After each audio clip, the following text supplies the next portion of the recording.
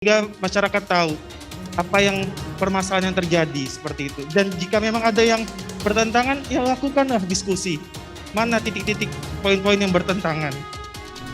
Tidak ada kekhawatiran bahwa RUU Daerah Kepulauan itu akan membatasi atau membuat batas-batas baru wilayah laut antar provinsi, bukan. Tapi bagaimana mengoptimalkan pemanfaatan sumber daya laut yang ada di wilayah daerah kepulauan dengan sebaik-baiknya, dengan dukungan dan keseriusan pemerintah, apalagi yang ingin menjadikan Indonesia sebagai poros maritim dunia.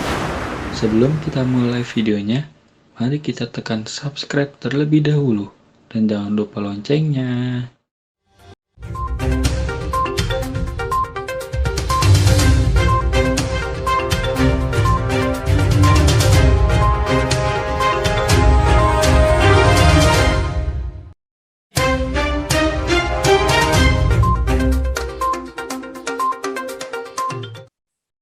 Assalamualaikum warahmatullahi wabarakatuh.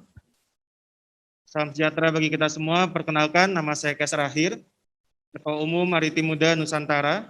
Sebuah kehormatan bagi saya dapat hadir di sini untuk bersama-sama kita perjuangkan RUU Daerah Kepulauan. Boleh tepuk tangannya untuk kita semua. Bapak Ibu yang ada di kementerian yang saya hormati, yang tadi beranggapan bahwa RUU Daerah Kepulauan itu tidak perlu. Ya, sebetulnya di dalam UNCLOS pun itu tidak ada larangan bagi sebuah negara kepulauan untuk mengistilahkan provinsinya, daerah di dalam negara itu dengan daerah kepulauan. Tidak ada larangan itu. Ya, dan daerah kepulauan bukan membuat batas-batas wilayah lautnya, bukan. Tapi bagaimana mengelola wilayah lautnya seoptimal mungkin dengan dukungan dan kehadiran negara di situ. Betul nggak? Setuju Bapak Ibu?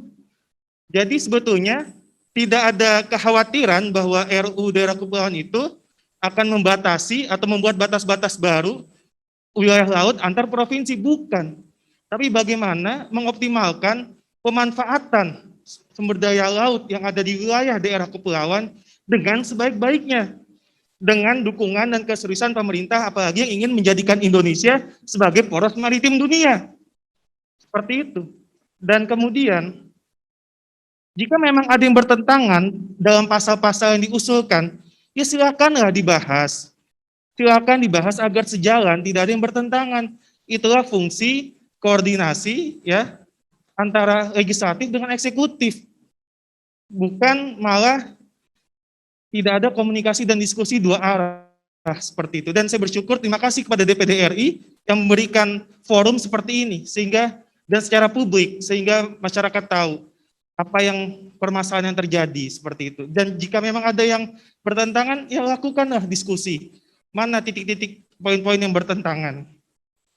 Kelebihan dari RUU Daerah Kepulauan ini, yaitu tadi yang sifatnya sektoral, yang tadi sifatnya berceceran di mana-mana, itu bisa menjadi adanya sebuah persamaan persepsi pengelolaan daerah kepulauan yang terpadu seperti itu. Contoh seperti ini.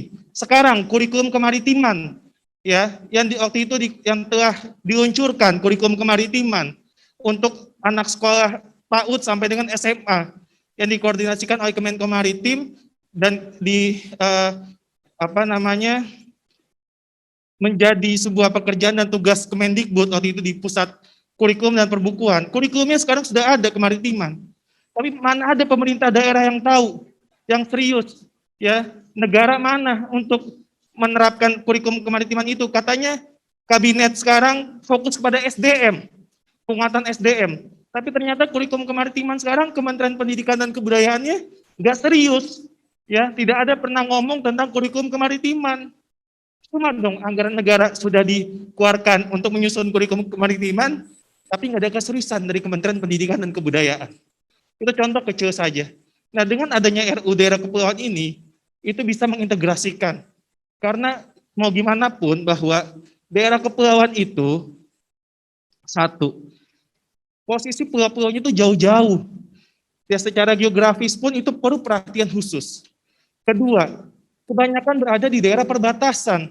Katanya ingin menunjukkan Indonesia itu di daerah perbatasannya sebagai teras, sebagai daerah yang maju, Nah, tapi kalau tidak ada fokus pemerintah serius pada daerah perbatasan yang katanya membangun daerah pinggiran, dan daerah pinggiran itu mau nggak mau ya ternyata daerah kepulauan, di mana kita mau jadi negara maju, kalau misalnya daerah kepulauan ya tertinggal.